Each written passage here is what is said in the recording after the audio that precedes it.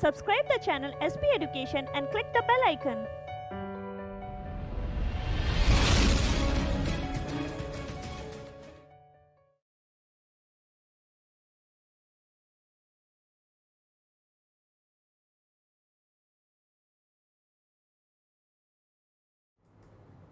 Hello everyone, welcome to SP education और मैं हूं दिव्या। आज हमारा केमिस्ट्री का एक नया सेशन स्टार्ट होने वाला है।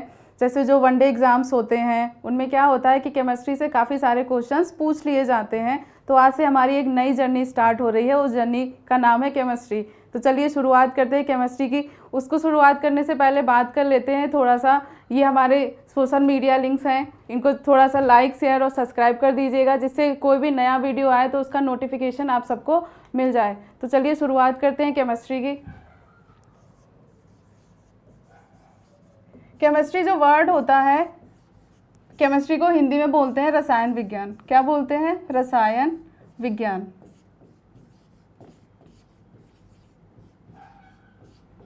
केमिस्ट्री को केमिस्ट्री क्यों कहा गया? क्योंकि जो केमिस्ट्री होता है इसकी जो ओरिजिन हुई है वो कीमिया वर्ड से हुई है। किससे हुई है? कीमिया। जो केमिस्ट्री वर्ड है उसकी ओरिजिन किससे हुई है? कीमिया वर्ड से हुई है। और कीमिया शब्द का मतलब होता है ब्लैक। क्या मतलब होता है? ब्लैक। ब्लैक को हिंदी में क्या कहते हैं? काला। ठीक है, तो जो केमिस्ट्री है इसको हिंदी में हम रसायन विज्ञान कहते हैं या रसायन शास्त्र भी कहते हैं, और ये कीमिया वर्ड से लिया गया है और कीमिया वर्ड का मतलब होता है ब्लैक। अब बात कर लेते हैं कि केमिस्ट्री की ओरिजिन किस कंट्री से हुई। तो जो केमिस्ट्री है इसकी जो ओरिजिन हुई है वो इजिप्ट कंट्री से हुई है। इजिप्ट को हम हिंदी में क्या बोलते हैं? मिस्र देश बोलते हैं। तो इसकी जो ओरिजिन हुई है वो किससे हुई है? इजिप्ट से हुई है। इजिप्ट के जो लोग थे पुराने टाइम में, काफ़ी एंशियंट टाइम में क्या होते थे? कांच बनाना जानते थे। तो जो कांच बनाई जाती है उसका जो केमिकल कंपोजिशन है उसको बनाना जानते थे। इसी बिहाफ पर हम ये बोल सकते हैं कि जो केमिस्ट्री है उसकी जो ओरिजिन हुई है वो किस कंट्री से हुई है? इजिप्ट से हुई है। इजिप्ट को हिंदी में क्या बोलते हैं? मिस्र। ठीक है, तो ये हो गया केमिस्ट्री के बारे में थोड़ा सा इंट्रोडक्शन। अब बात कर लेते हैं कि फादर ऑफ केमिस्ट्री, कि केमिस्ट्री के फादर कौन है? फादर ऑफ केमिस्ट्री,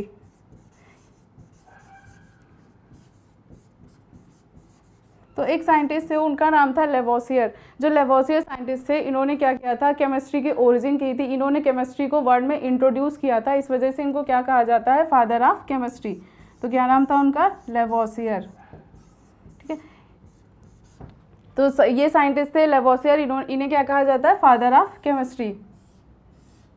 और इन्होंने बुक लिखी थी, उस बुक का नाम था केमिस्ट्री, ओरिजिन ऑफ केमिस्ट्री। इन्होंने जो बुक लिखी थी उस बुक का नाम था ओरिजिन ऑफ केमिस्ट्री।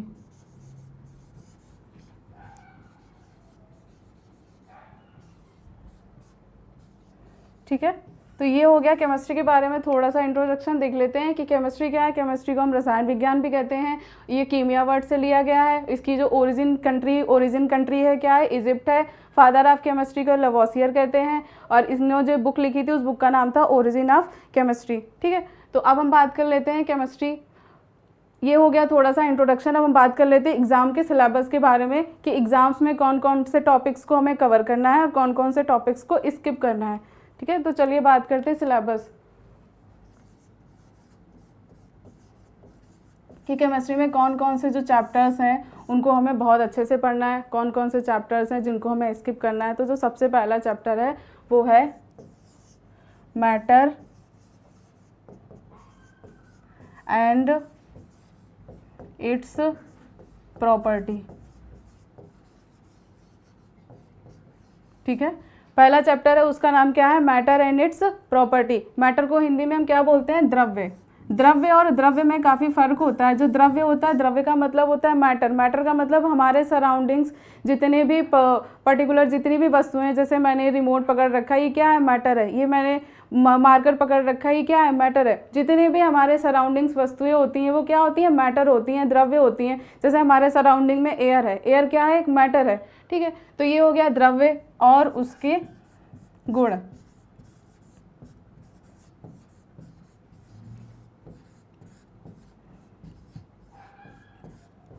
ठीक है, ये हमारा क्या हो गया? पहला matter and matter and its property, द्रव्य और उसके गुण। द्रव्य क्या होते हैं या मैटर क्या होते हैं? हमारे सराउंडिंग्स जो भी पदार्थ पाए जाते हैं उनको क्या कहा जाता है? मैटर कहा जाता है। दूसरा जो यूनिट है उसका नाम है एटॉमिक स्ट्रक्चर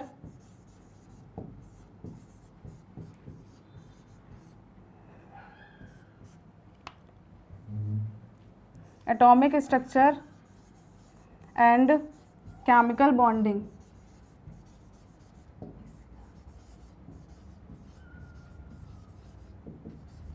ठीक है, जो दूसरा यूनिट है उसका नाम क्या है? Atomic structure and it's chemical bonding. Atomic structure का मतलब क्या होता है? जैसे जो मॉलिक्यूल्स होते हैं, जो मैटर होते हैं, वो किन मॉलिक्यूल से मिलकर बने होते हैं, किन आयन से मिलकर बने होते हैं, तो उन सब की जो स्टडी है वो हम किस चैप्टर में करेंगे या किस यूनिट में करेंगे? Atomic structure and it's chemical bonding. Atomic structure को हम हिंदी में बोलते हैं परमाणु संरचना। मतलब किसी का जो एटॉमिक स्ट्रक्चर है उसमें कितने परमाणु हैं या कितने अणु हैं, तो उन सब का जो अध्ययन है वो हम इस यूनिट में करेंगे। तो हिंदी में क्या बोलते हैं इसका? परमाणु संरचना और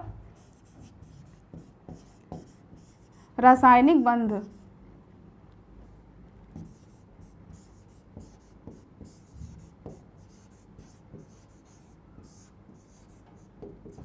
रासायनिक बंध का मतलब ये होता है कि जैसे जितने भी मॉलिक्यूल्स होते हैं, जितने भी अणु होते हैं, वो एक दूसरे से किस प्रकार से कॉन्ट्रैक्ट होते हैं, मतलब एक दूसरे से किस प्रकार से जुड़े होते हैं, किन बॉन्ड्स के थ्रू जुड़े होते हैं, उन सब की जो स्टडी होती है वो केमिकल बॉन्डिंग के थ्रू करी जाती है। तो ये दो यूनिट हो गई हमारी। सबसे पहले यूनिट हुई मैटर एंड इट्स प्रॉपर्टी, दूसरा हुआ atomic structure and it's chemical bonding, और जो थर्ड है वो है केमिकल रिएक्शन। लिख लेते हैं, थर्ड क्या है? Chemical reaction.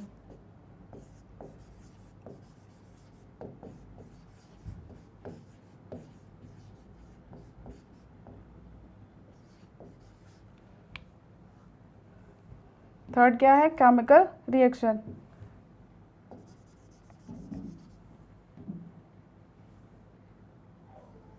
ठीक है, केमिकल रिएक्शन। इसमें केमिकल रिएक्शन में क्या होता है? हम किसकी स्टडी करते हैं? जैसे जितने भी अणु होते हैं या परमाणु होते हैं एक दूसरे से कैसे ज्वाइंट होते हैं। जैसे मान लीजिए हाइड्रोजन है, हाइड्रोजन और ऑक्सीजन मिलकर क्या बना लेते हैं? वाटर बना लेते हैं। अमोनिया और हाइड्रोजन नाइट्रोजन और हाइड्रोजन मिलकर क्या बना लेते हैं? अमोनिया बना लेते हैं। जैसे इस प्रकार से ये क्या है? ऑक्सीजन है। ऑक्सीजन जब हाइड्रोजन के साथ मिल जाता है, ये मान लीजिए हाइड्रोजन है और ये क्या है? ऑक्सीजन। ऑक्सीजन कभी भी अकेला नहीं रहता, ये हमेशा मॉलिक्यूल्स के साथ में रहता है, डबल रहता है। अगर अकेला रहता है तो उसको डिसेंट हाइड्रोजन बोलते हैं। ठीक है, तो ये याद रखिएगा। O2 और H के साथ जब रिएक्शन करती है तो ये यहाँ पर हाइड्रोजन भी 2 होता है, तो वो क्या बनाता है? वाटर बनाता है। वाटर का फॉर्मूला क्या होता है? H, और ये O बाहर निकल जाता है। तो इस प्रकार की जो रिएक्शंस होती है उनकी जो स्टडी करेंगे हम किस में करेंगे? केमिकल रिएक्शन में। इनको हम हिंदी में क्या बोलते हैं? रासायनिक अभिक्रियाएं। क्या बोलते हैं? रासायनिक अभिक्रियाएं।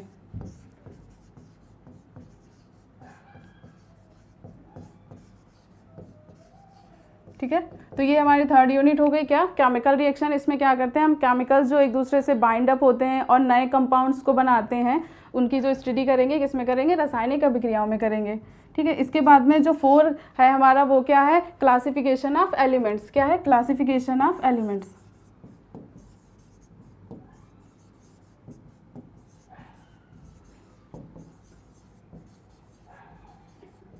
एलिमेंट्स को हम हिंदी में क्या बोलते हैं? तत्व। जैसे हमारे एटमॉस्फेयर में नाइट्रोजन गैस है, हाइड्रोजन गैस है, हीलियम है और ऑक्सीजन है, ये सब क्या है? एलिमेंट्स हैं। ये सब क्या है? तत्व हैं। इनका जो वर्गीकरण किया गया, जैसे S block, P block, D block और F ब्लॉक, इन ब्लॉक्स में जब इनको डिवाइड करके इनकी प्रॉपर्टी के अकॉर्डिंग रखा गया, तो उन सब की जो स्टडी होगी वो हम किस चैप्टर में करेंगे? Classification of matter, classification of elements. ठीक है, तो इनको हम हिंदी में क्या लिखते हैं? तत्वों का वर्गीकरण।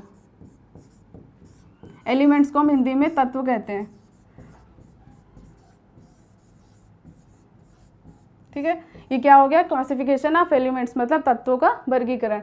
इसके बाद में जो 5th नंबर है वो है acid base, acid and base. Acid को हम हिंदी में क्या कहते हैं? अम्ल कहते हैं। अम्ल और क्षार।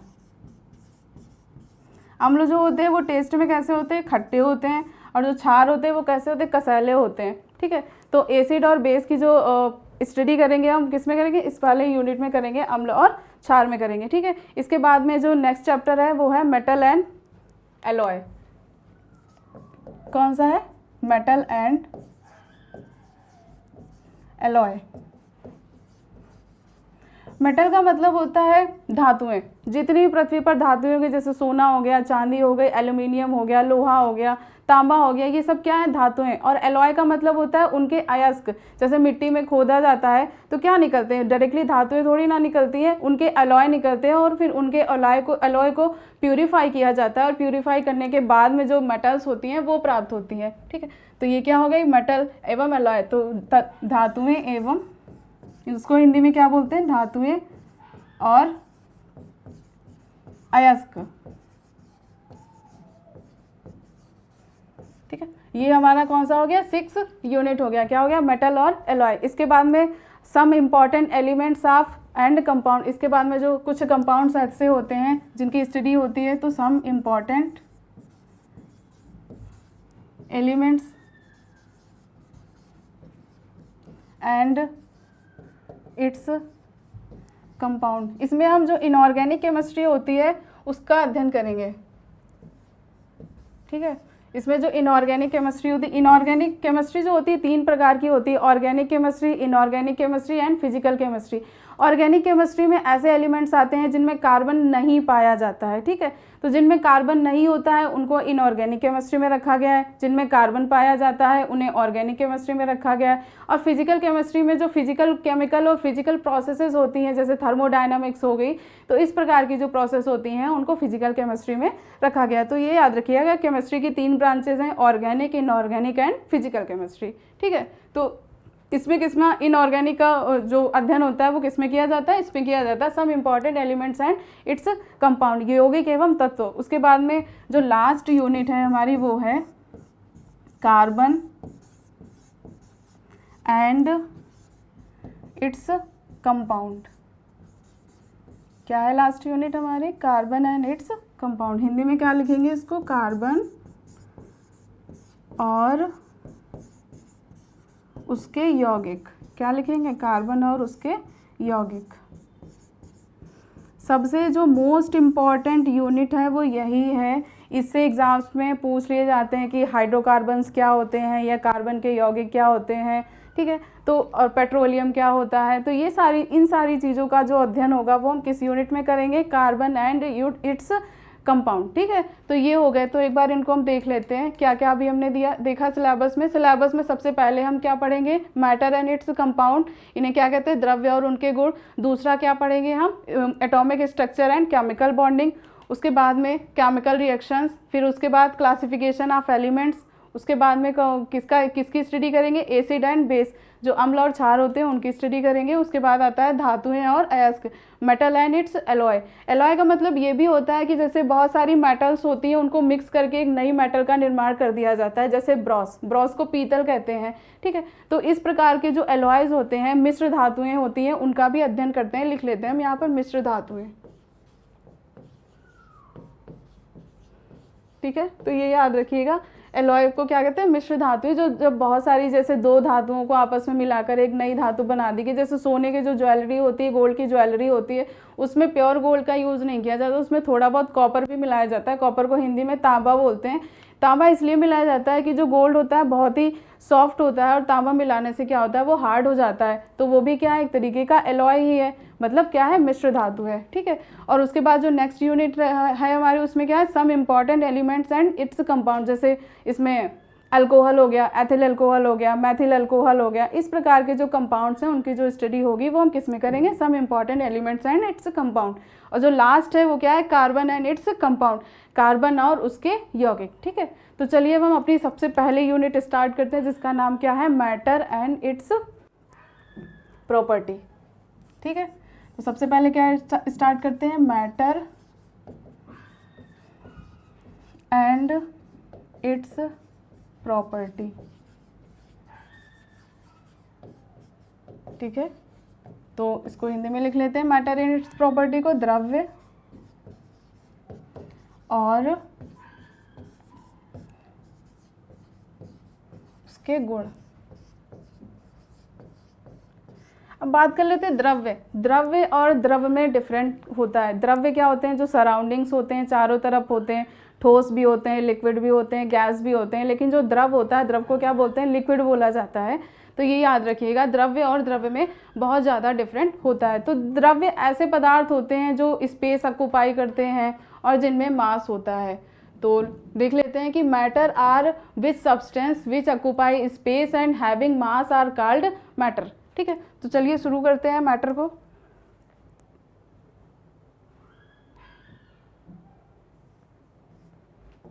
तो हमारा पहला यूनिट क्या है, मैटर इन अवर सराउंडिंग्स। ठीक है, तो मैटर जो होते हैं हमारे सराउंडिंग्स में पाए जाते हैं, हमारे चारों तरफ पाए जाते हैं। हवा भी है, पानी भी है, जो भी चीज़ें हम लेकर बैठे, जैसे टेबल चेयर पे हम बैठ के पढ़ते हैं, वो क्या है, मैटर है। जिस बिस्तर पे सोते हैं वो क्या है, मैटर है। जिन यूटेंसिल्स का यूज़ हम क्या करते हैं वो क्या है, मैटर है। तो मैटर जो है हमारे सराउंडिंग्स में हर जगह पाए जाते हैं। ठीक है, उसके बाद में क्या है, प्रॉपर्टीज़ ऑफ मैटर। मैटर की प्रॉपर्टीज़ क्या है, कि मतलब ऐसी कौन सी प्रॉपर्टीज़ हैं जो ये इंडिकेट करती हैं कि ये मैटर ही है।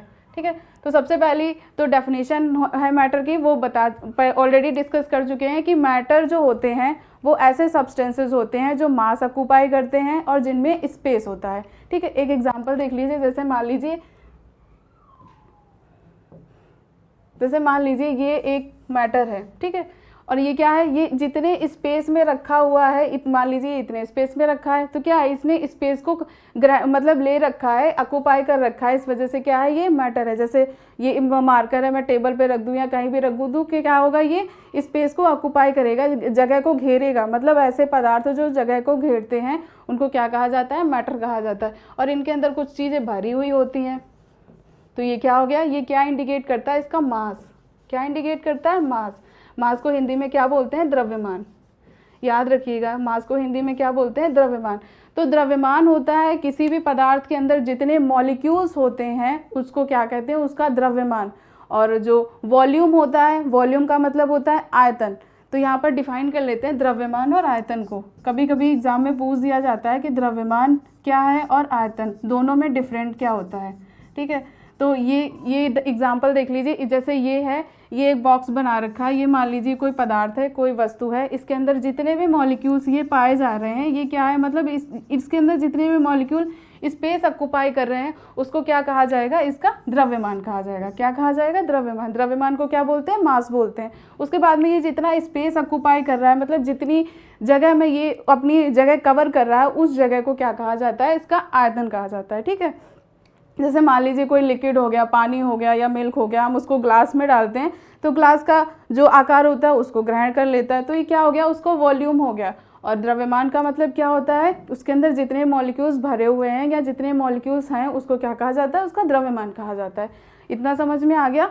उसकी दूसरी प्रॉपर्टी क्या है कि ये टिनी पार्टिकल से मिलकर बने होते हैं, छोटे छोटे पार्टिकल से मिलकर बने होते हैं। जैसे जो ठोस होता है, मान लीजिए लोहे का टुकड़ा हो गया या कोई भी चीज़ हो गई या पेन हो गया, ये इतने ठोस क्यों होते हैं, क्योंकि ये बहुत छोटे छोटे पार्टिकल से मिलकर बने होते हैं और वो पार्टिकल्स बहुत निग्लिजिबल होते हैं, आंखों से दिखाई नहीं देते हैं। तो इसका सेकेंड कैरेक्टर क्या हो गया कि these are made up from tiny particles, ये टिनी पार्टिकल से मिलकर बने होते हैं।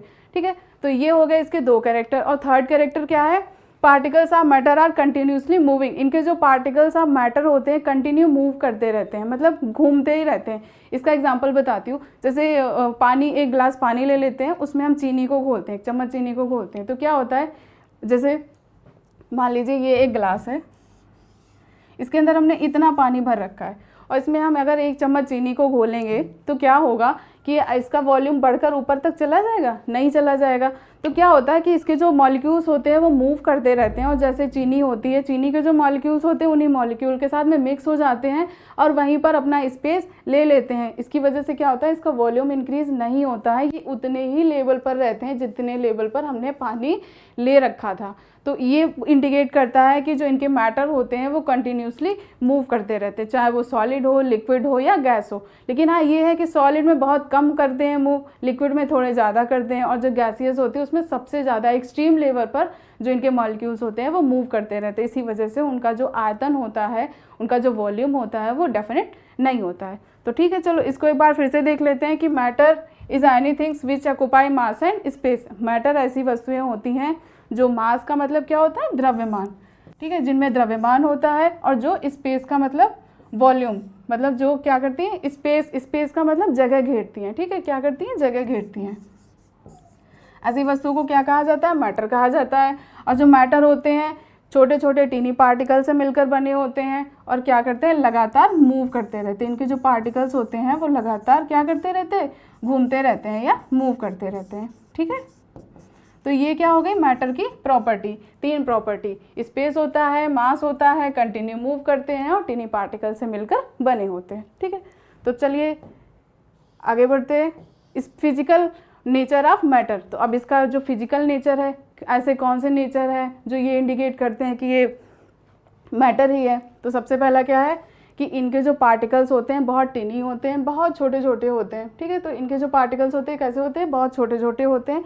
इसी वजह से इनको क्या कहा जाता है, ये टिनी मैटर्स होते हैं, छोटे छोटे होते हैं। और जो इनके पार्टिकल्स होते हैं इनके बीच में स्पेस भी होता है। जैसे जो सॉलिड हो गए उनमें बहुत कम होता है, बहुत कंजिस्टेड होते हैं, उनमें स्पेस की मात्रा बहुत कम होती है। तभी कोई भी सॉलिड होगा तो क्या हम उसके अंदर किसी चीज़ को घोल पाएंगे, जैसे हम पानी में चीनी घोल देते हैं, मिल्क में चीनी घोल देते हैं, क्या किसी सॉलिड में हम किसी चीज़ को डिसॉल्व कर पाएंगे? तो ये पॉसिबल ही नहीं है। क्यों पॉसिबल नहीं है? क्योंकि उनके जो मॉलिक्यूल्स होते हैं बहुत ज़्यादा कंजिस्टेड होते हैं और उनके बीच में जो फोर्स ऑफ अट्रैक्शन होता है वो भी बहुत ज़्यादा होता है। ठीक है, तो ये दूसरा, particles of matter have space between them. और जो पार्टिकल्स होते हैं उनके जो मैटर होते हैं उनके बीच में क्या होता है, स्पेस होता है।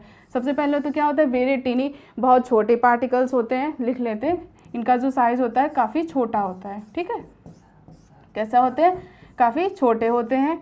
और इनके जो स्पेस होते हैं मैटर के बीच में, स्पेस बिटवीन देम, जितने भी मैटर होते हैं इनके बीच में, जैसे ये मान लीजिए ये कोई भी पदार्थ है, ठीक, इसके अंदर हम मॉलिक्यूल्स को ऐसे ऐसे फिल कर देंगे।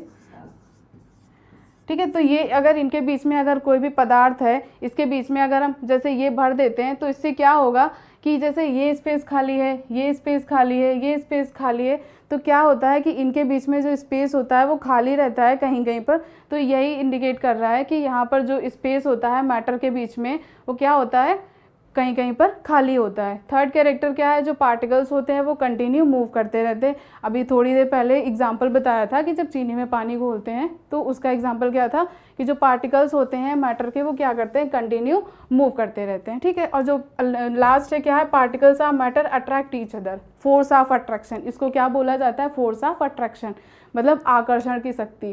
जैसे जो पार्टिकल्स होते हैं, सॉलिड के जो पार्टिकल्स होते हैं उनमें फोर्स ऑफ अट्रैक्शन बहुत ज़्यादा होता है। लिक्विड होते हैं, ठोस के कंपेयर में थोड़ा कम होता है उनमें फोर्स ऑफ अट्रैक्शन। और जो गैसियस होती है उनमें फोर्स ऑफ अट्रैक्शन बिल्कुल नेग्लिजिबल होता है, बिल्कुल नहीं पाया जाता है। ठीक है, तो चलिए अब ये क्या हो गया, फिजिकल प्रॉपर्टी ऑफ मैटर। इसके बाद में जो इनके प्रिंसिपल है मैटर ऑफ मूविंग, जैसे इनको हम ज़रा एक एक्टिविटी से समझ लेते हैं कि इनको हम कैसे प्रूफ करेंगे कि जो मैटर होते हैं इनमें जो फिजिकल प्रॉपर्टी होती हैं कैसे मूव करते हैं या कैसे आगे बढ़ते हैं। ठीक है, तो इसमें क्या होता है एक्टिविटी, जैसे ये मान लीजिए ये क्या है, ग्लास है। इस ग्लास में अगर हम इंक को डालते हैं और इसको अगर हम हिलाएं नहीं, एक स्थिर अवस्था में रखे रहें, तो क्या होता है, ये जो इंक होती है ग्लास में बहुत धीरे धीरे डिसॉल्व होगी। अगर इसको हम हिला देते हैं तो बहुत जल्दी इजीली डिसॉल्व हो जाती है। ठीक है, तो ये वही बता रहा है कि इसमें क्या है कि अभी थोड़ी देर पहले ही बताया था कि जो इनके टिनी पार्टिकल्स होते हैं वो क्या करते हैं, कंटिन्यू मूव करते रहते हैं। तो इसी वजह से अगर हम इसको स्थिर भी रखेंगे तो भी क्या होगा, ये डिसॉल्व हो जाएगा। अगर ऐसे हम चला देंगे, चला देने से क्या होता है कि इनकी जो काइनेटिक एनर्जी होती है वो इंक्रीज हो जाती है। कोई भी मैटर हो, उनके जो मॉलिक्यूल्स होते हैं उनमें काइनेटिक एनर्जी होती है, काइनेटिक एनर्जी को गतिज ऊर्जा बोलते हैं, वो इंक्रीज हो जाती है। और इंक्रीज हो जाने से क्या होता है कि इनके जो पार्टिकल्स होते हैं वो एक दूसरे में डिसॉल्व हो जाते हैं। ठीक है, तो ये आपको क्लियर हो गया होगा। इसके बाद में जैसे ये देखिए, ये इंक है और ये क्या है, वाटर है। इसके बाद में ठीक है, तो ये देखिए, ये मॉलिक्यूल्स हैं, ये मॉलिक्यूल्स क्या हैं, आपस में मूव कर रहे हैं। मूव करने के बाद में क्या होता है, ये डिसॉल्व हो जाते हैं। ठीक है, तो इसके बाद में जो नेक्स्ट है जो प्रॉपर्टी है वो क्या है, particles of matter attract each other, एक दूसरे की तरफ बहुत अट्रैक्ट करते हैं। जैसे ये क्या है, ये सॉलिड है, क्या है ये, सॉलिड। ये देखिए सॉलिड, सॉलिड के जो मॉलिक्यूल्स हैं एक दूसरे से एकदम कॉम्पैक्टली बाइंड अप हो रखे हैं। कैसे कॉम्पैक्टली बाइंड अप हो रखे हैं? तो जो सॉलिड होते हैं इनके बीच में जो फोर्स ऑफ अट्रैक्शन होता है बहुत ज़्यादा स्ट्रांग होता है, तभी इनका जो शेप होता है, इनका जो साइज़ होता है, इनका जो वॉल्यूम होता है वो कैसा होता है? एकदम डेफिनेट होता है। क्यों डेफिनेट होता है? क्योंकि इनमें फोर्स ऑफ अट्रैक्शन बहुत ज़्यादा होता है। ये लिक्विड की स्ट्रक्चर दे रखी है, लिक्विड में ये देखिए जगह जगह पर स्पेस खाली है हो रखा है, तो इनमें जो फोर्स ऑफ अट्रैक्शन होता है वो सॉलिड के कंपेयर में थोड़ा कम होता है, लेकिन गैसेस के कंपेयर में ज़्यादा होता है। ठीक है, तो ये हो गया। जैसे मान लीजिए कोई हम फोर्स ऑफ अट्रैक्शन मतलब रबड़ ले लेते हैं, रबड़ को खींचते हैं, फिर वो अपनी उसमें स्टेज में आ जाती है। जैसे पानी होता है यार, मिल्क हो गया, उसको अगर हम ग्लास में डालेंगे तो ग्लास का शेप ले लेगा, किसी दूसरे पॉट में डालेंगे, कप में डालेंगे तो उसका शेप ले लेगा। तो ये होता है कि इनका जो वॉल्यूम होता है वो क्या होता है? डेफिनेट होता है, लेकिन जो इनका शेप होता है वो इनडेफिनेट होता है। क्यों होता है? इसकी वजह से कि इनमें जो फोर्स ऑफ अट्रैक्शन होता है वो सॉलिड के कंपेयर में कैसा होता है? बहुत ही लेस होता है। अब थर्ड होती है गैसियस स्टेजेस। गैसियस स्टेजेस को हम एक समझ लेते हैं। जैसे मान लीजिए एक एग्जांपल ले लिए, एक हम चौक ले लेते हैं, एक किसी इस मार्कर को ही ले लेते हैं या किसी सॉलिड स्टेट को ले लेते हैं और एक लिक्विड को ले लेते हैं। तो चौक जो होती है वो इजीली टूट जाती है, लेकिन जो लोहे का टुकड़ा होता है वो इजीली नहीं टूटता है। क्यों? क्योंकि उनमें जो फोर्स ऑफ अट्रैक्शन होता है वो कितना बहुत ज़्यादा होता है, इसकी वजह से वो लोहे के टुकड़े को हम इजीली तोड़ नहीं सकते हैं, लेकिन जो चौक होती है हम उसको इजीली तोड़ सकते हैं। क्यों? क्योंकि उनमें जो फोर्स ऑफ अट्रैक्शन होता है वो कम होता है। ठीक है, ये होगी गैसियस फॉर्म। गैसियस फॉर्म में जो मॉलिक्यूल्स होते हैं इनके बीच में जो फोर्स ऑफ अट्रैक्शन होता है बहुत नेग्लिजिबल होता है, बहुत ही कम होता है। तभी जो गैस होती हैं, जैसे परफ्यूम डालते हैं आप लोग, तो जो परफ्यूम को हम स्प्रेड करते हैं तो क्या होता है? उसके जो गैसियस के मॉलिक्यूल्स होते हैं वो क्या होते हैं? हवा में स्प्रेड हो जाते हैं, और ईजिली स्प्रेड हो जाने की वजह से इनके बीच में जो अट्रैक्टिव पावर होती है वो कम हो जाती है। ठीक है, तो ये हो गया आपका particles of matter attract each other. अगला क्या है? अगला क्या है? The particles of matter have space between them. मतलब जो पार्टिकल्स ऑफ मैटर होते हैं इनके बीच में क्या होता है? स्पेस होता है। अब एग्जांपल देख लेते हैं। जैसे हम चीनी का शरबत पीते हैं या मिल्क में चीनी डालकर पीते हैं, तो क्या होता है? उनका वॉल्यूम इंक्रीज़ होता है? नहीं इंक्रीज़ होता है। क्यों? क्योंकि जैसे जो लिक्विड होते हैं, अभी थोड़ी देर पहले ही बताया था कि उनमें जो फोर्स ऑफ अट्रैक्शन होता है वो सॉलिड के कंपेयर में कम होता है। उनके मॉलिक्यूल्स के बीच में कहीं कहीं पर जगह खाली रहती है, कहीं कहीं पर वैकेंट स्पेस पाया जाता है। और जब हम उसी पानी में या उसी मिल्क में चीनी को घोलते हैं तो जो स्पेस जहाँ जहाँ पर खाली रहता है वहाँ पर चीनी के मॉलिक्यूल एडजस्ट हो जाते हैं। इसकी वजह से जो उसका वॉल्यूम होता है वो इंक्रीज़ नहीं होता है। ठीक है, तो एग्जांपल देख लेते हैं। जैसे particles of water magnifying millions of time. ठीक है, तो देख लेते हैं। ये जैसे ये वाटर हो गया, ये क्या है? पानी है। पानी में क्या होता है? अगर हम शुगर को ऐड करेंगे, जैसे इधर एग्जांपल से देख लेते हैं। ये हो गया, इसमें क्या है? ये पानी के मॉलिक्यूल्स भरे हुए हैं, इनके बीच में ये खाली स्पेस है, वैकेंट स्पेस है।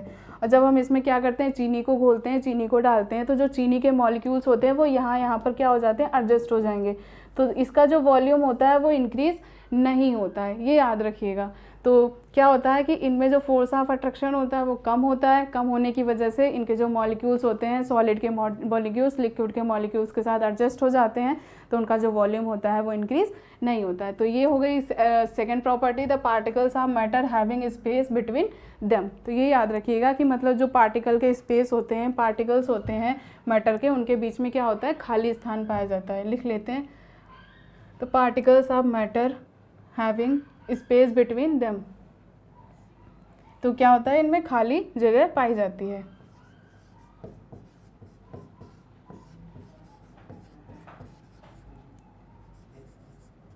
क्या होता है? खाली जगह पाई जाती है। ठीक है, ये याद रखिएगा आप सब।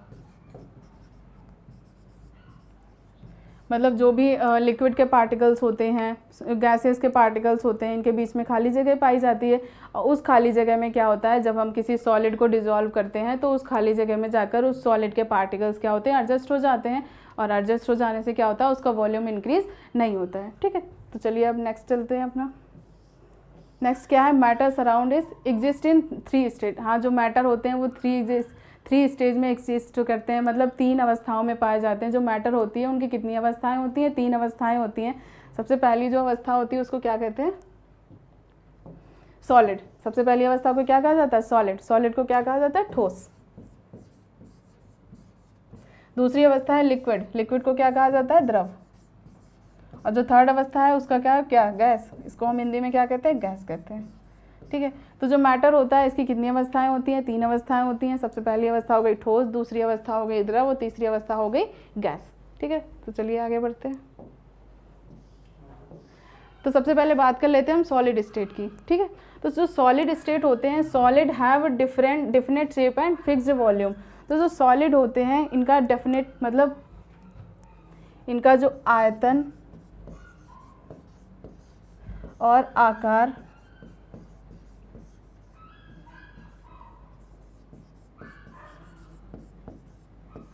निश्चित होता है। कैसा होता है? निश्चित होता है। ठीक है, इनका जो आयतन होता है और इनका जो आकार होता है वो निश्चित होता है। ठीक है, तो जो सॉलिड होते हैं, solid have definite shape and fixed volume, मतलब इनका जो आयतन और आकार होता है दोनों ही निश्चित होते हैं। The space between them the particle is minimum. पहले ही ऑलरेडी बता चुकी हूँ, जैसे ये सॉलिड है, ये क्या है? ये सॉलिड है। इनके बीच में जो पार्टिकल्स के बीच में जो स्पेस होता है वो कैसा होता है? बहुत कम होता है, लगभग जो बिल्कुल नेग्लिजिबल होता है। तभी इसकी वजह से इनमें जो फोर्स ऑफ अट्रैक्शन होता है वो काफ़ी ज़्यादा पाया जाता है। ठीक है, तो ये सेकेंड क्या हो गया? इनके बीच में जो पार्टिकल्स होते हैं इनके बीच में क्या होता है? खाली स्पेस, खाली जगह पाई जाती है। तो थर्ड कैरेक्टर है वो क्या है? The force of attraction between the particle is maximum, मतलब इनमें जो गुरुत्वाकर्षण की क्षमता होती है, एक दूसरे मॉलिक्यूल्स को अट्रैक्ट करने की जो क्षमता होती है वो बहुत ज़्यादा पाई जाती है। The moment of the particle is minimum. अब देखिए यहाँ पर समझने वाली बात है कि जो इनमें गतिज ऊर्जा होती है वो कैसी होती है? कम होती है। कैसी होती है? गतिज ऊर्जा कम होती है। क्यों कम होती है? क्योंकि जो ये मॉलिक्यूल्स हैं ये एक दूसरे से इतने कॉम्पैक्ट होते हैं कि इनके बीच में मूव करने के लिए जगह ही नहीं बचती है। जब इनके मॉलिक्यूल्स में मूव करने के लिए जगह ही नहीं बचती है, इसकी वजह से क्या होता है कि इनमें जो पार्टिकल्स होते हैं उनमें जो मूवमेंट होता है वो बहुत ही कम होता है। ठीक है, दे आर लीस्ट कंप्रेसिबल। हाँ, इनको कंप्रेस नहीं किया जा सकता। कंप्रेस का मतलब इनको दबाया नहीं जा सकता, इन पर प्रेशर नहीं डाला जा सकता। ठीक है, क्यों? क्योंकि जैसे आप खुद ही मानिए, जैसे कोई भी सॉलिड है, मतलब ठोस पदार्थ है, उसके ऊपर अगर हम कहीं दाब डालते हैं तो क्या उसका शेप बदलेगा? नहीं बदलेगा। क्यों नहीं बदलेगा? क्योंकि उसके जो मॉलिक्यूल्स होते हैं वो स्ट्रांगली कॉम्पैक्ट होते हैं और उनमें फोर्स ऑफ अट्रैक्शन बहुत ज़्यादा होता है, जिसकी वजह से क्या होता है कि उनको कंप्रेस नहीं किया जा सकता, मतलब उनको दबाया नहीं जा सकता। ये बहुत लीस्ट मतलब बहुत कम दबाया जा सकता है, तो लिख लेते हैं इन्हें दबाया नहीं जा सकता।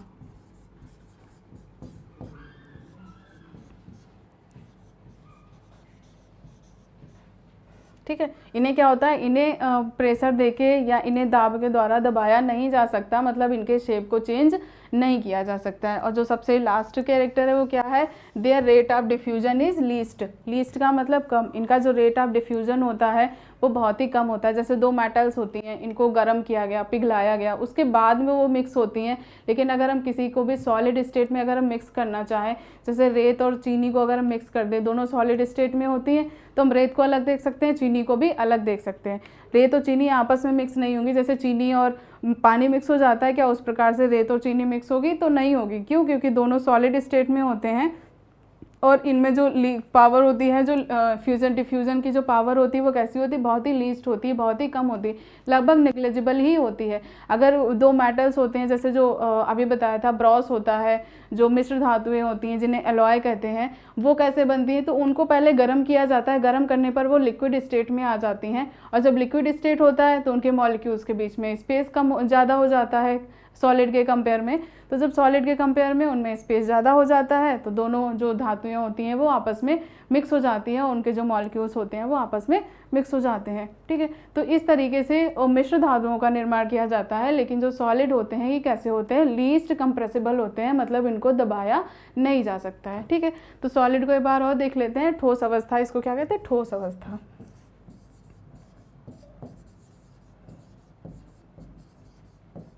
ठोस अवस्था के कौन कौन से गुण थे कि इनका जो शेप होता है और साइज होता है वो कैसा होता है? डेफिनिट होता है, मतलब इनका जो आयतन होता है और आकार होता है कैसा होता है? डेफिनिट होता है, मतलब समान होता है। दूसरा क्या है, इनके बीच में जो स्पेस होता है, पार्टिकल्स के बीच में स्पेस होता है वो बहुत ही कम होता है। मतलब इनके जो पार्टिकल्स होते हैं, जैसे ये पार्टिकल्स हैं, इनके बीच में स्पेस कितना है, बहुत ही कम स्पेस है। तीसरा क्या है, इनके पार्टिकल्स के बीच में जो पावर ऑफ अट्रैक्शन है या फोर्स ऑफ अट्रैक्शन होता है वो कितना, बहुत ज़्यादा स्ट्रॉन्ग होता है। क्यों होता है, क्योंकि इनके जो मॉलिक्यूल्स होते हैं वो बहुत ज़्यादा हाईली कॉम्पैक्ट होते हैं, इस वजह से इनमें जो फोर्स ऑफ अट्रैक्शन की पावर होती है वो बहुत ही ज़्यादा होती है। नेक्स्ट क्या है, दीज आर लीस्ट कंप्रेसिबल, मतलब इनको प्रेशर देके दबाया नहीं जा सकता, इनका जो शेप होता है उसको चेंज नहीं किया जा सकता। और जो लास्ट है वो क्या है, इनकी जो डिफ्यूजन रेट होती है वो कितनी होती है, बहुत ही लीस्ट होती है, बहुत ही कम होती है। ठीक है, तो नेक्स्ट हमारा जो है वो क्या है, लिक्विड स्टेट। क्या है, लिक्विड स्टेट। लिक्विड स्टेट को हम क्या बोलते हैं, द्रव अवस्था। क्या बोलते हैं, द्रव अवस्था। ठीक है, जो लिक्विड स्टेट होती है इसको क्या बोला जाता है, द्रव अवस्था। ठीक है, तो जो द्रव होते हैं, जो लिक्विड होते हैं, अब इनकी प्रॉपर्टी की हम बात कर लेते हैं। ठोस को हम ऑलरेडी डिस्कस कर चुके हैं, अब हम बात करते हैं लिक्विड स्टेट की। तो liquid have no definite shape and have fixed volume.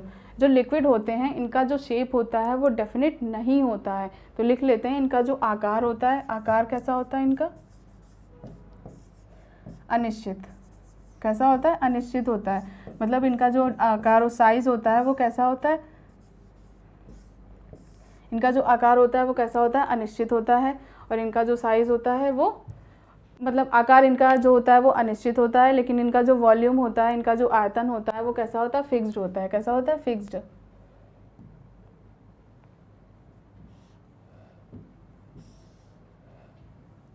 इनका जो आयतन होता है वो कैसा होता है, फिक्स्ड होता है। तो लिख लेते हैं, आयतन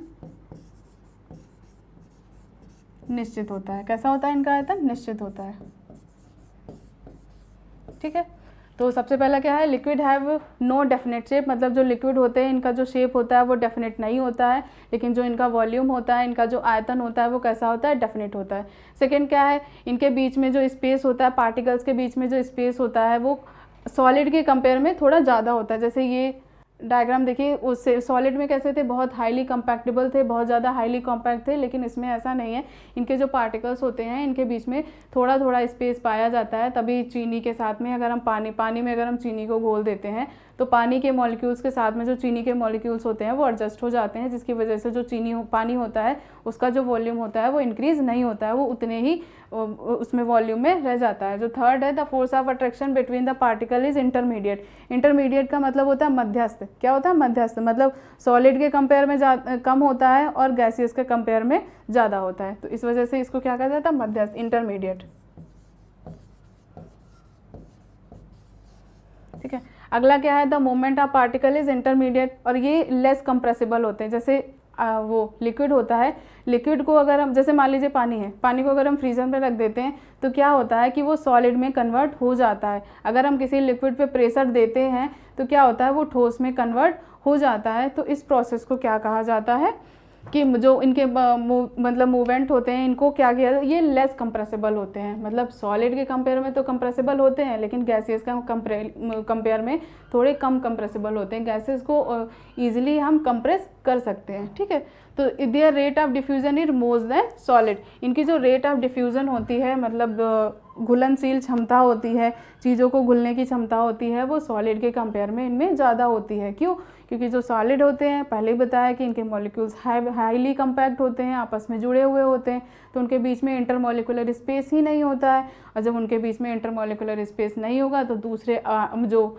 मॉलिक्यूल्स आएंगे वो एडजस्ट कहाँ होंगे। इसी वजह से जो सॉलिड होते हैं उनमें कोई भी चीज़ें डिज़ोल्व नहीं होती हैं, लेकिन जो लिक्विड होते हैं इनके जो मॉलिक्यूल्स होते हैं इनके बीच में स्पेस पाया जाता है, और जो भी हम डिज़ोल्व करते हैं वो उस स्पेस में क्या हो जाकर एडजस्ट हो जाता है। तो इस प्रकार से the rate of diffusion is more than solid.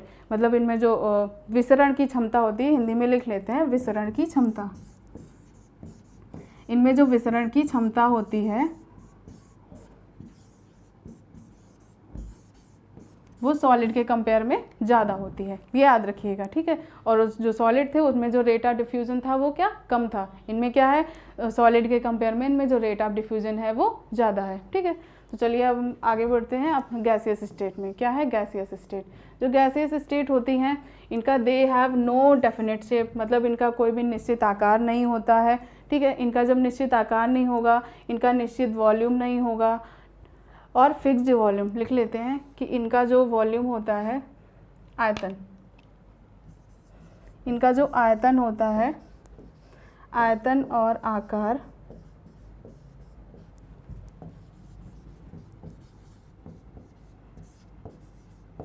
दोनों कैसे होते हैं, अनिश्चित होते हैं। कैसे होते हैं, अनिश्चित होते हैं, ठीक है।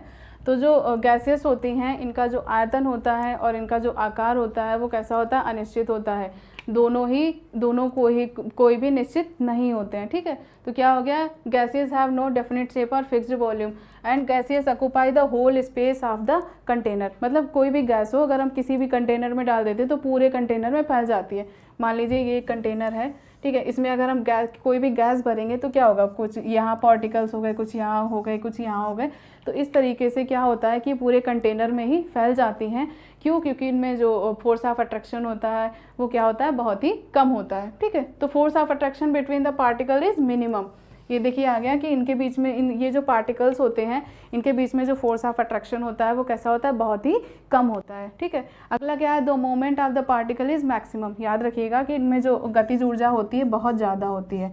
इनके जो मॉलिक्यूल्स होते हैं उनमें जो गतिज ऊर्जा होती है वो ज़्यादा होती है, गतिज ऊर्जा काफ़ी अधिक होती है, ठीक है। तो ये याद रखिएगा आप लोग कि जो ये गैसियस फॉर्म होती है, मतलब गैसियस मॉलिक्यूल्स होते हैं, इनकी जो गतिज ऊर्जा होती है वो काफ़ी ज़्यादा होती है। गतिज ऊर्जा अधिक होने से क्या होता है, ये पूरे के पूरे जो कंटेनर होता है या जिस बर्तन में रखते हैं हम, वो तो क्या करते हैं उसी पूरे बर्तन में ये फैल जाते हैं और इसी वजह से इनका ना तो कोई डेफिनेट शेप होता है और ना ही इनका कोई डेफिनेट वॉल्यूम होता है। अगला क्या है, there rate of diffusion is more than solid and liquid. ये याद रखिएगा कि इनका जो रेट ऑफ डिफ्यूज़न होता है, मतलब इनकी जो विसरण क्षमता होती है वो सॉलिड और लिक्विड के कंपेयर में बहुत ज़्यादा होती है। तो रेट ऑफ डिफ्यूज़न को क्या कहते हैं, विसरण।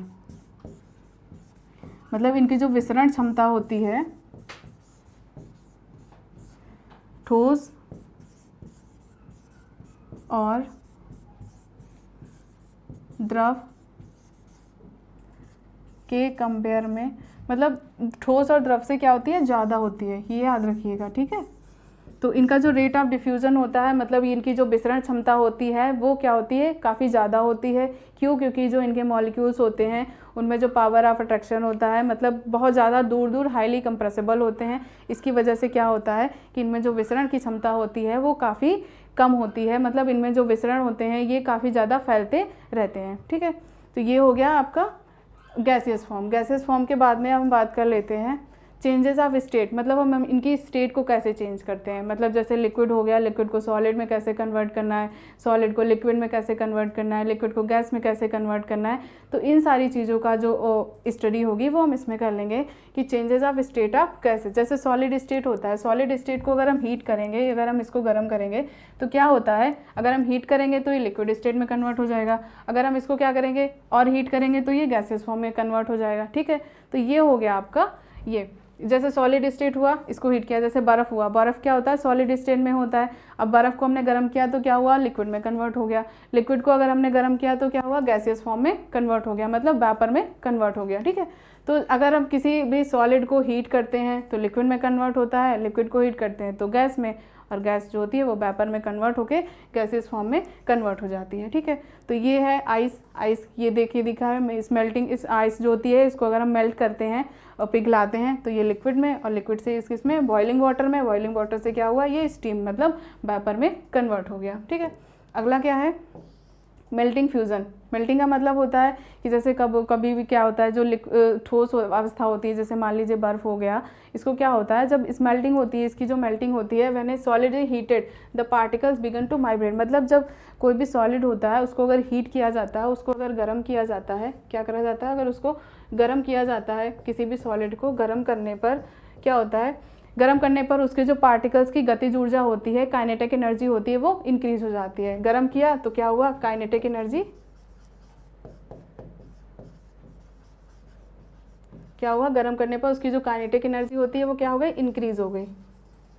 इंक्रीज होने पर क्या हुआ, जब काइनेटिक एनर्जी इंक्रीज हो गई तो उनके बीच में क्या हुआ, खाली स्पेस बच गया। खाली स्पेस बचने से क्या होता है, उनकी जो अवस्था होती है वो ठोस से द्रव में कन्वर्ट हो जाती है। ठीक है, तो ये हो गया क्या। अब लेटेंट हीट ऑफ फ्यूजन क्या होता है, लेटेंट हीट ऑफ फ्यूजन वो होता है कि जैसे 1 किलोग्राम, मान लीजिए कोई भी ठोस है, 1 किलोग्राम ठोस को लिक्विड में बदलने के लिए जितनी एनर्जी की रिक्वायरमेंट होती है उस एनर्जी को हम क्या कहते हैं, लेटेंट हीट ऑफ एनर्जी। इसको हिंदी में हम गलन की गुप्त ऊष्मा बोलते हैं। क्या बोलते हैं, गलन की गुप्त ऊष्मा। तो लेटेंट हीट ऑफ एनर्जी को क्या बोलते हैं, गलन की गुप्त ऊष्मा। मतलब 1 किलोग्राम सॉलिड को अगर हमें लिक्विड में कन्वर्ट करना है तो उसको क्या बोलेंगे हम, गलन की गुप्त ऊष्मा। क्या बोलेंगे, गलन की गुप्त ऊष्मा। ठीक है, तो ये याद रखिएगा कि 1 किलोग्राम सॉलिड है, अगर उसको हमें लिक्विड में कन्वर्ट करना है तो जितनी एनर्जी की रिक्वायरमेंट होगी उसको क्या कहेंगे, गलन की गुप्त ऊष्मा। और एक बात याद रखिएगा, जब कोई भी सॉलिड लिक्विड में कन्वर्ट होता है तो क्या होता है, जब वो तब तक लिक्विड में कन्वर्ट, जब तक वो लिक्विड में कन्वर्ट होता है। अब ये बताइए, जैसे किसी भी सॉलिड को अगर हमें गर्म करना है, उसको लिक्विड में कन्वर्ट करना है, तो जैसे मान लीजिए बर्फ़ को ही करना है, तो बर्फ़ का टेम्परेचर कितना होता है, 0 डिग्री सेल्सियस। और उसका टेम्परेचर 0 डिग्री सेल्सियस तब तक रहेगा जब तक एक भी बर्फ़ का पार्टिकल्स उस लिक्विड में प्रेजेंट होगा। ठीक है, तो 1 किलोग्राम सॉलिड को लिक्विड में कन्वर्ट करने के लिए जितनी एनर्जी की रिक्वायरमेंट होती है उस एनर्जी को क्या कहा जाता है, लेटेंट हीट ऑफ फ्यूजन, मतलब गलन की गुप्त ऊष्मा। ये आपको समझ में आ गया। तो चलिए आगे चलते हैं। बॉइलिंग पॉइंट, अब ये क्या है, गैस को तो लिक्विड में कन्वर्ट कर लिया, गलन की गुप्त ऊष्मा के बारे में हमने पढ़ लिया। अब क्या है ये बॉइलिंग पॉइंट। बॉइलिंग पॉइंट का में क्या होता है कि जो लिक्विड होता है, लिक्विड को जब तक मतलब गर्म करते हैं, हीट देते हैं, हीट देने से क्या होता है, उसके जो पार्टिकल्स होते हैं उनमें क्या हो जाता है, द लिक्विड इज हीटेड, और इनके जो पार्टिकल्स होते हैं वो क्या होते हैं, मूव करने लगते हैं। मूव करने से क्या होता है, इनकी जो गतिज ऊर्जा होती है, क्या होती है, इनकी जो गतिज ऊर्जा होती है वो इंक्रीज हो जाती है। और गतिज ऊर्जा इंक्रीज होने से क्या होता है, उनके जो पार्टिकल्स होते हैं वो क्या करने लगते हैं, मूव करने लगते हैं, बहुत तेज़ी से फास्ट मूव करते हैं। और फास्ट मूव करने से क्या होता है, वो वेपर फॉर्म में कन्वर्ट होने लगते हैं। ठीक है, और ये क्या है, लेटेंट हीट ऑफ वेपराइजेशन। इसको हम हिंदी में क्वथनांक बोलते हैं। क्या बोलते हैं, क्वथनांक। ठीक है, क्वथनांक क्या होता है कि जैसे 1 लीटर पानी हो गया या 1 लीटर लिक्विड हो गया, उसको गैसियस फॉर्म में कन्वर्ट करने के लिए जितने हीट की रिक्वायरमेंट होती है उस हीट को हम क्या कहते हैं, लेटेंट हीट ऑफ वेपराइजेशन। ये याद रखिएगा, vaporisation, latent heat of vaporisation को हिंदी में हम क्या बोलते हैं, क्वथनांक बोलते हैं। ठीक है, तो ये आपको क्लियर हो गया होगा। आगे चलते हैं। Inter conversion of the 3 state of matter. जैसे ये एग्जांपल से समझ लीजिए कि जैसे ये क्या है, सॉलिड है। सॉलिड को अगर हम एक टर्म आता है सब्लिमेशन। सब्लिमेशन बता देती हूँ, सब्लिमेशन क्या होता है।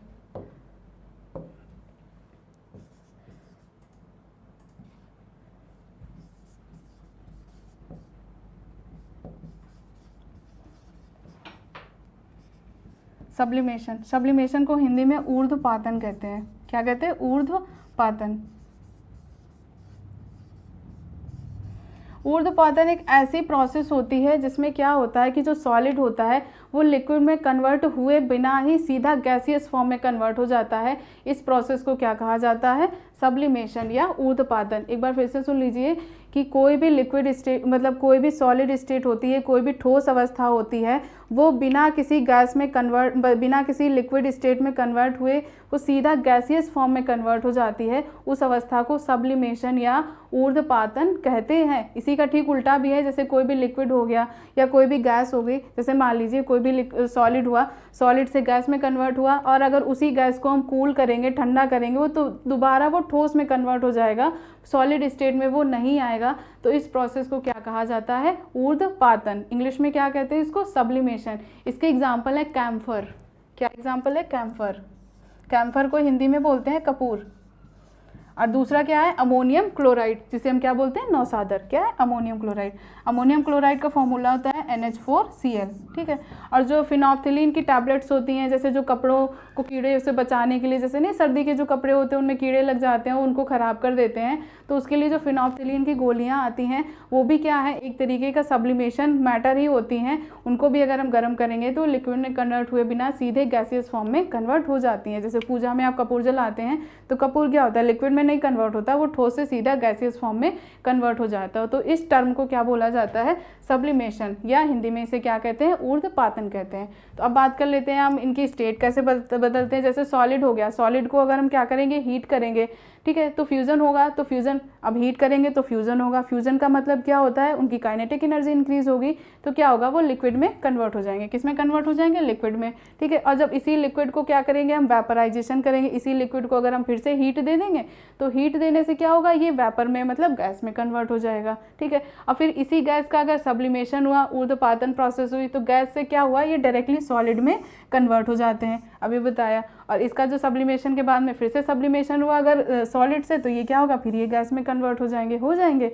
इसी तरीके से जैसे सॉलिड लिक्विड होता है, लिक्विड का अगर सॉलिडिफिकेशन किया गया, जैसे मान लीजिए पानी है, पानी को अगर उसमें फ्रिज में हम फ्रीज़र में लगा देते हैं तो क्या होता है, पानी जो होता है बर्फ़ में कन्वर्ट हो गया, तो क्या हो गया, सॉलिडिफिकेशन हुआ, तो क्या हुआ, वो लिक्विड से सॉलिड में कन्वर्ट हो गया, ठीक है। और इसी लिक्विड को अगर दोबारा से हम गर्म करेंगे तो क्या होगा, वेपराइजेशन प्रोसेस होगी। वेपराइजेशन को हम बोलते हैं वाष्पीकरण। क्या बोलते हैं, वाष्पीकरण,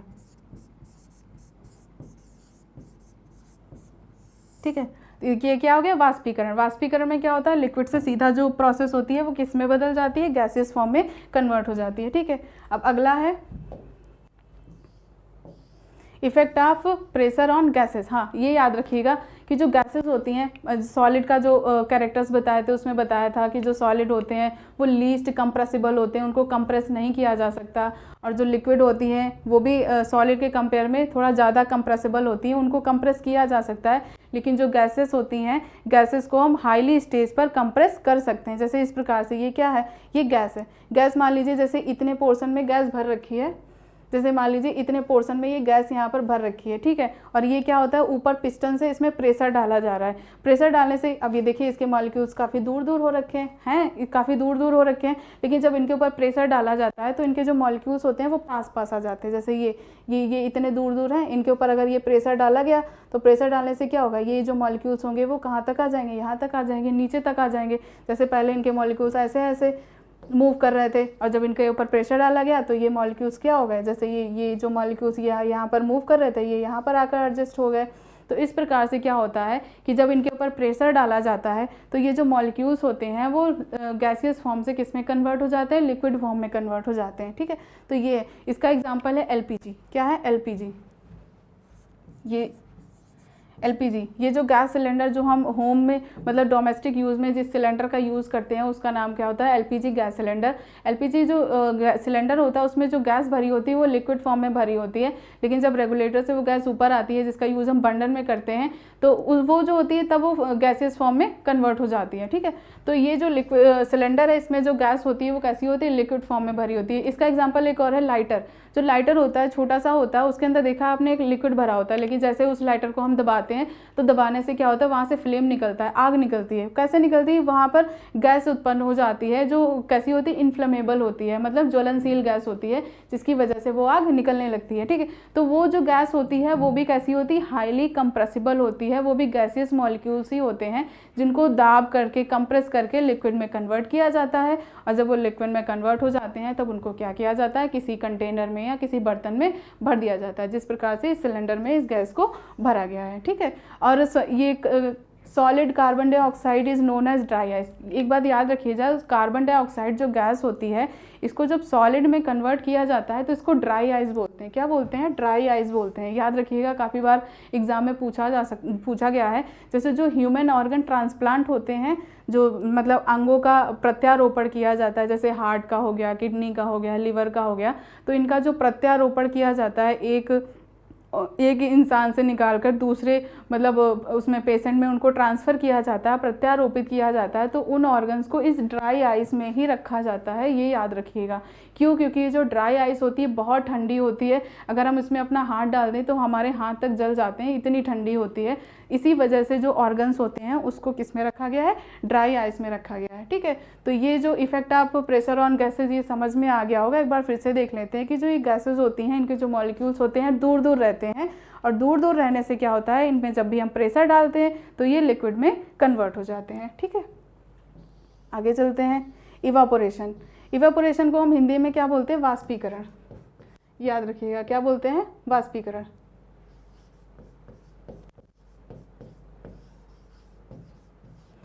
वाष्पीकरण क्या होता है कि इसकी जो change of liquid into vapour at any temperature below it's boiling point, मतलब इसमें डिफरेंट क्वथनांक में और इसमें इतना डिफरेंट होता है कि क्वथनांक में जो बॉइलिंग होता है, बॉइलिंग पॉइंट पर ही वाटर बॉईल होता है, लेकिन जो इवापोरेशन होता है, वाष्पीकरण की प्रोसेस होती है, इस प्रोसेस में क्या होता है, जो लिक्विड होता है वो वेपर में कन्वर्ट होता है, लेकिन बिलो इट्स बॉइलिंग पॉइंट, मतलब इसका जो बॉइलिंग पॉइंट होता है उसके नीचे ही क्या होता है, ये उसमें गैसेस फॉर्म में कन्वर्ट हो जाता है। ठीक है, तो ये याद रखिएगा इसमें। तो इवापोरेशन जो होता है सरफेस, एक बात याद रखिएगा, जो इवापोरेशन होता है वो सरफेस एरिया पर डिपेंड करता है। जैसे एक ग्लास में पानी भर के हम धूप में रख दें, एक टब में पानी भर के, जैसे मान लीजिए छोटा सा ग्लास है, इसमें अगर हम पानी भर के रख दें टब उसमें धूप में, और एक बड़े से टब में भर कर रख दें, तो क्या होता है कि जो टब का पानी होता है वो जल्दी वेपराइज हो जाता है, लेकिन जो ग्लास का पानी होता है वो जल्दी वेपराइज नहीं होता है। क्यों?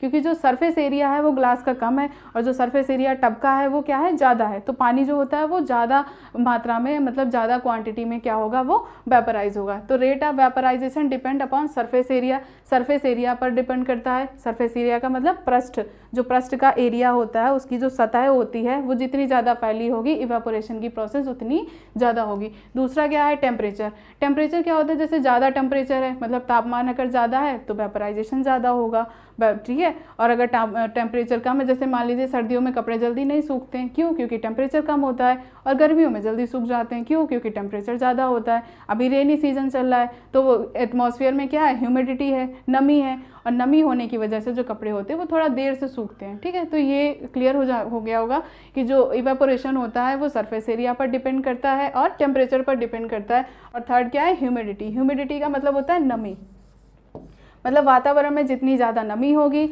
उतनी ज़्यादा जो इवेपोरेशन की प्रोसेस है वो क्या होगी, स्लो होगी। अभी बताया था कि जैसे अभी रेनी सीजन ही चल रहा है तो आप लोग देख रहे होंगे कि कपड़े जल्दी नहीं सूखते हैं, इसी वजह से नहीं सूखते हैं क्योंकि एटमॉस्फेयर में क्या होता है, नमी होती है, और नमी की वजह से जो इवेपोरेशन होता है, वाष्पीकरण की प्रोसेस होती है, वो स्लो हो जाती है। और जो लास्ट है वो क्या है, विंड स्पीड, हवा की गति। क्या बोलते हैं इसको, विंड स्पीड को, हवा की गति। मतलब जितनी ज़्यादा हवा की गति होगी कपड़े उतनी जल्दी सूख जाते हैं। तो जो विंड की गति होती है, हवा की गति होती है, वो भी इवेपोरेशन को पर डिपेंड करती है कि मतलब जहाँ पर ज़्यादा तेज़ हवा चल रही है वहाँ पर इवेपोरेशन बहुत तेज़ होगा, और जहाँ पर हवा बहुत स्लो चल रही है वहाँ पर इवेपोरेशन भी कम होगा। ठीक है, तो एक बार इसको फिर से देख लेते हैं। ये लिखा हुआ है कि increase in wind speed increase the rate of evaporation, मतलब जितनी ज़्यादा तेज़ मात्रा में हवा चलेगी उतनी ही ज़्यादा जो इवेपोरेशन की रेट है वो इंक्रीज़ हो जाएगी। ठीक है, अगला क्या है, इवेपोरेशन काजेज कूलिंग। हाँ, ये याद रखिएगा, जहाँ पर जैसे मान लीजिए कोई भी सरफेस है, वहाँ पर अगर इवेपोरेशन की प्रोसेस हो रही है, वाष्पीकरण की प्रोसेस हो रही है, तो वाष्पीकरण की प्रोसेस में क्या होता है, वहाँ की जो चारों तरफ की हवा होती है वो तो वाष्पीकरण की प्रोसेस में लगी हुई है, तो जो वहाँ की हवा होती है वो क्या करती है, बैकेंट स्पेस क्रिएट कर देती है। और जब बैकेंट स्पेस क्रिएट कर देती है तो उस बैकेंट स्पेस को भरने के लिए जो दूसरी जो हवा होती है वो आती है, उसकी वजह से क्या होता है कि वहाँ पर ठंडा मौसम रहता है। तो जहाँ पर इवेपोरेशन की जो प्रोसेस होती है ज़्यादा होती है, वहाँ पर मौसम कैसा रहता है, ठंडा रहता है। ये याद रखिएगा कि जो लिक्विड होता है इवेपोरेट होता है तो उसके पार्टिकल्स के जो लिक्विड होते हैं वो हीट को एब्जॉर्ब कर लेते हैं। ये भी बात है कि जैसे पानी को बॉयल करते हैं या कहीं पर भी वाष्पीकरण की प्रक्रिया हो रही है, तो वाष्पीकरण होगा तो तभी जब टेम्परेचर ज़्यादा होगा, और जब टेम्परेचर ज़्यादा होगा तो वहाँ पर हीट ज़्यादा होगी। तो हीट ज़्यादा होने की वजह से जो इवेपोरेशन होता है, वाष्पीकरण की प्रोसेस होती है, तो उसमें जो वेपर होते हैं वो क्या करते हैं, हीट को एब्जॉर्ब करते हैं। हीट को एब्जॉर्ब करेंगे तभी तो वो गैस में कन्वर्ट होते हैं। ठीक है, तो जो हीट एब्जॉर्ब कर लेते हैं उसकी वजह से क्या होता है, उनके जो सराउंडिंग्स होते हैं, उनके जो चारों तरफ होता है, उसका टेम्परेचर क्या होता है, कम हो जाता है। इसकी वजह से क्या होता है, वहाँ पर ठंडक हो जाती है। ठीक है, तो ये आपको समझ में आ गया। जैसे समर होती है, समर में क्या होता है, जैसे गर्मी होती है, गर्मी में क्या होता है, स्वेटिंग होती है, पसीना आता है। क्यों आता है, क्योंकि जो गर्मी ज़्यादा होने की वजह से जो परासरण की प्रक्रिया होती है बॉडी में वो ज़्यादा होने लगती है, इवेपोरेशन ज़्यादा होने लगता है, जिसकी वजह से बॉडी में स्वेटिंग आती है। और जब बॉडी में स्वेटिंग होती है, पसीना आता है, तो बॉडी को ठंडक मिलती है। ये आपने उसमें एग्जामाइन किया होगा कि जब ज़्यादा गर्मी होती है तब ऐसी प्रोसेस होती रहती हैं। ठीक है, तो ये हो गया क्या, इवेपोरेशन काजेज कूलिंग। कूलिंग के बाद में ये हो गया। अब हम एक बार देख लेते हैं अपना ओवरव्यू कि आज हमने क्या क्या पढ़ा। तो चलिए शुरू करते हैं कि क्या क्या पढ़ा हमने आज। सबसे पहले हमने देखा था अपना केमिस्ट्री, कि केमिस्ट्री क्या है, केमिस्ट्री रसायन विज्ञान है। इसकी जो फादर है वो कौन है, लेवोसियर है। लेवोसियर ने इसकी स्टडी की थी, और इसकी खोज किसने की थी, लेवोसियर ने की थी। और जो केमिस्ट्री है इसकी डिस्कवरी किस कंट्री में हुई? इजिप्ट में हुई। सबसे पहले इजिप्ट में इसकी शुरुआत करी गई। ठीक है, ठीक है। इसकी डिस्कवरी किसने की? लेवोसियर ने की। और किस कंट्री में इसकी डिस्कवरी हुई? इजिप्ट में हुई। इसके बाद में सिलेबस क्या था? सबसे पहला क्या है? Matter and its property. दूसरा atomic structure and chemical bonding. तीसरा क्या है?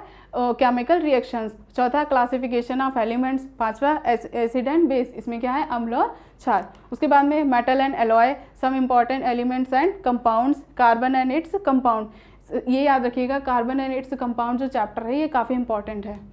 उसके बाद में स्टार्ट किया था हमने क्या? Matter and its property. तो मैटर एंड इट्स प्रॉपर्टी में हमने पूरा डिस्कस किया था। क्या क्या डिस्कस किया था उसको बात कर लेते हैं। कि मैटर हमने बताया था कि जो मैटर होते हैं सराउंडिंग्स में होते हैं, चारों तरफ पाए जाते हैं। इनकी प्रॉपर्टी कौन कौन सी थी? कि ये क्या थे? मास को ऑक्यूपाई कर रहे थे, मतलब इनमें क्या था? वॉल्यूम था, द्रव्यमान था। और ये जितना स्पेस कर रहे थे वो क्या था? इनका द्रव्यमान था। और अगला क्या है? मैटर जो होते हैं वो क्या होते हैं? छोटे छोटे टिनी पार्टिकल से मिलकर बने होते हैं। थर्ड क्या है? Matter are continuously moving. जो मैटर के मॉलिक्यूल्स होते हैं वो क्या करते हैं? कंटिन्यू मूव करते रहते हैं। ठीक है, तो इसके बाद क्या है? ये फिजिकल फीचर ऑफ मैटर, मतलब फिजिकल नेचर ऑफ मैटर, मतलब जो मैटर है इनके फिजिकल नेचर क्या क्या है? इनके जो पार्टिकल्स होते हैं टिनी होते हैं, बहुत छोटे छोटे होते हैं। इनके पार्टिकल्स के बीच में स्पेस पाया जाता है। और ये जो पार्टिकल्स होते हैं ये एक दूसरे को क्या करते हैं? अट्रैक्ट करते हैं। ठीक है, अगला क्या है? Particles of matter are continuously moving. ये हमने एक एग्जांपल से समझा था कि जैसे ये ग्लास है, अगर हम इसमें इंक को डाल देते हैं, अगर हम इसको हिलाते भी नहीं हैं तो भी क्या होता है? इंक जो होता है पानी के साथ डिजॉल्व हो जाता है। क्यों हो जाता है? क्योंकि इनमें जो स्पेस होता है वो कम होता है। और जब कम होता है तो जो इंक के पार्टिकल्स होते हैं वो उन्हीं स्पेस में क्या होते हैं? एडजस्ट हो जाते हैं जाकर। इसी वजह से जो इंक होता है वो पानी में ईजिली डिजॉल्व हो जाता है। इसके बाद में क्या बात करी थी हमने? Particles of matter attract each other. जो पार्टिकल्स ऑफ मैटर होते हैं क्या करते हैं? एक दूसरे को अट्रैक्ट करते हैं। ठीक है, उसके बाद में हमने क्या बात करी थी? Particles of matter have space between them. जो पार्टिकल्स मैटर के जो पार्टिकल्स होते हैं उनके बीच में क्या होता है? स्पेस पाया जाता है। जैसे ये बताया था कि अगर हम पानी में चीनी को घोलते हैं तो उसका वॉल्यूम इंक्रीज नहीं होता। क्यों? क्योंकि चीनी के मॉलिक्यूल्स के बीच में जो पानी के मॉलिक्यूल्स होते हैं उनके बीच में स्पेस होता है। और जैसे हम चीनी घोलते हैं तो चीनी के जो मॉलिक्यूल्स होते हैं वो उन्हीं स्पेस में क्या होते हैं? एडजस्ट हो जाते हैं। इसकी वजह से क्या होता है? उसका वॉल्यूम इंक्रीज नहीं होता है। ठीक है, अगला क्या था? मैटर जो स्टेट के जो मैटर हैं उनके स्टेट कौन कौन से थे? सॉलिड, लिक्विड और गैस। ये क्या है? सॉलिड, ये लिक्विड और ये गैस। उसके बाद में सॉलिड स्टेट की बात कर लेते हैं। सॉलिड स्टेट क्या है? इनका जो शेप होता है वो कैसा होता है? फिक्स्ड होता है। इसको ठोस अवस्था बोलते हैं। इनका आयतन फिक्स्ड होता है और इनका आकार भी निश्चित होता है। ये याद रखिएगा, इनका आयतन और आकार दोनों निश्चित होते हैं। इनके जो पार्टिकल्स होते हैं इनके बीच में जो स्पेस होता है वो काफ़ी कम होता है, हाईली कॉम्पैक्ट होते हैं। इनके बीच में जो फोर्स ऑफ अट्रैक्शन होता है वो बहुत मैक्सिमम होता है, जिसकी वजह से इनके जो मॉलिक्यूल्स होते हैं वो क्या होते हैं? हाईली कॉम्पैक्ट होते हैं। ये आप एग्जांपल में देख लेते हैं।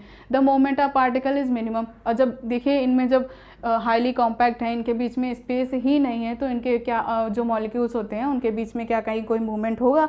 तो इनके बीच में जो मूवमेंट होता है बहुत ही नेग्लिजिबल होता है, बिल्कुल नहीं होता है। और ये लीस्ट कंप्रेसिबल होते हैं, मतलब इनको दाब के थ्रू दबाया नहीं जा सकता है।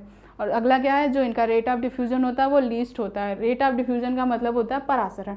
परासरण एक ऐसी प्रोसेस होती है जिसमें एक तरफ अगर हम हाईली कॉन्सेंट्रेटेड रख देते हैं, दूसरी तरफ लो कॉन्सेंट्रेटेड चीज़ों को रख देते हैं, तो उनमें पदार्थों का आवागमन तब तक होता रहता है जब तक दोनों का जो कॉन्सेंट्रेशन होती है वो इक्वल नहीं हो जाती है। एक आपने फिजिक्स में कैलोरीमेट्री का सिद्धांत पढ़ा होता है। कैलोरीमेट्री में सिद्धांत में क्या होता है? मान लीजिए ये दो सब्सटेंस हैं, इसका टेम्परेचर 10 डिग्री सेल्सियस है और इसका टेम्परेचर 70 डिग्री सेल्सियस। अगर हम तीनों को कंबाइन करके आपस में जोड़ कर रख दें तो इनमें हीट ट्रांसफ़र होती रहती है और हीट इनमें तब तक ट्रांसफ़र होती रहेगी जब तक दोनों का टेम्परेचर इक्वल नहीं हो जाता है। यही प्रोसेस क्या होती है? रेट ऑफ डिफ्यूजन, मतलब परासरण की प्रोसेस में भी यही होती है कि अणुओं का आदान प्रदान तब तक चलता रहता है जब तक उनकी कॉन्सेंट्रेशन इक्वल नहीं हो जाती है। ठीक है, तो ये हो गया सॉलिड स्टेट। सॉलिड स्टेट के बाद में लिक्विड स्टेट। लिक्विड स्टेट जो होते हैं इनका शेप जो होता है वो डेफिनेट नहीं होता, मतलब इनका जो आकार होता है वो डेफिनेट नहीं होता है। अगर हम किसी ग्लास में रख देते हैं तो ग्लास का शेप ले लेते हैं, किसी पॉट में रख देते हैं तो उसका शेप ले लेते हैं, कप में रख देते हैं तो उसका शेप ले लेते हैं। क्यों? क्योंकि इनके जो मॉलिक्यूल्स होते हैं इनके बीच में जो इंटरमॉलिक्यूलर स्पेस होता है वो सॉलिड के कंपेयर में कम पाया जाता है। इस वजह से इनके साथ ऐसा होता है। इनका जो वॉल्यूम होता है वो फिक्स्ड रहता है, मतलब इनका जो स्पेस ऑक्यूपाई करने की जो वो थ्योरी होती है वो क्या होती है? मतलब पूरी ही क्या होती है, डेफिनेट होती है। इनका जो वॉल्यूम होता है वो क्या होता है, डेफिनेट होता है। इनके जो मॉलिक्यूल्स होते हैं, इनके जो पार्टिकल्स होते हैं, इनमें जो स्पेस होता है वो इंटरमीडिएट होता है। इन्हें इंटरमीडिएट इसलिए बोलते हैं क्योंकि जैसे जो सॉलिड हुआ, सॉलिड में बहुत ज़्यादा स्पेस होता है और गैसियस में बहुत कम स्पेस होता है। इसकी वजह से इनको किस में रखा गया, मेडिटेरेनियन में रखा गया है, मतलब इंटरमीडिएट रखा गया है, ठीक है। इसके बाद में है गैसियस। गैसियस फॉर्म क्या होते हैं, इनका ना तो कोई डेफिनेट शेप होता है, मतलब इनका कोई आकार निश्चित नहीं होता है, और इनका जो वॉल्यूम होता है वो भी निश्चित नहीं होता है, ठीक है। इसके बाद में जो इनके पार्टिकल्स होते हैं, इनके बीच में जो स्पेस होता है वो बहुत ही ज़्यादा पाया जाता है, और इनके जो पार्टिकल्स होते हैं उनमें जो मूवमेंट होता है वो भी काफ़ी ज़्यादा होता है। क्यों? क्योंकि फोर्स ऑफ अट्रैक्शन होता नहीं है, इसकी वजह से जो पार्टिकल्स होते हैं वो मूव करते रहते हैं, और उनमें जो काइनेटिक एनर्जी होती है वो बहुत ज़्यादा पाई जाती है। और इनमें जो डिफ्यूज़न होता है वो सॉलिड और लिक्विड के कंपेयर में सबसे ज़्यादा होता है। और इनका जो मेन कैरेक्टर है वो क्या है, दीज आर हाईली कंप्रेसिबल, मतलब इन मॉलिक्यूल्स को दाब के थ्रू दबाकर क्या करा जाता है, लिक्विड में कन्वर्ट किया जा सकता है, ठीक है। इसके बाद में चेंजेस ऑफ स्टेट, स्टेट को कैसे चेंज किया, जैसे ये ठोस है, ठोस को अगर गर्म किया गया तो क्या हुआ, मेल्ट हो गया, मेल्ट होने से क्या हुआ, लिक्विड फॉर्म में कन्वर्ट हो गया, लिक्विड फॉर्म को फिर हमने गर्म किया तो गैसियस फॉर्म में कन्वर्ट हो गया, मतलब ये बॉइलिंग वाटर हुआ और ये क्या हुआ, बॉइलिंग करके क्या हुआ, स्टीम में कन्वर्ट हो गया, ठीक है।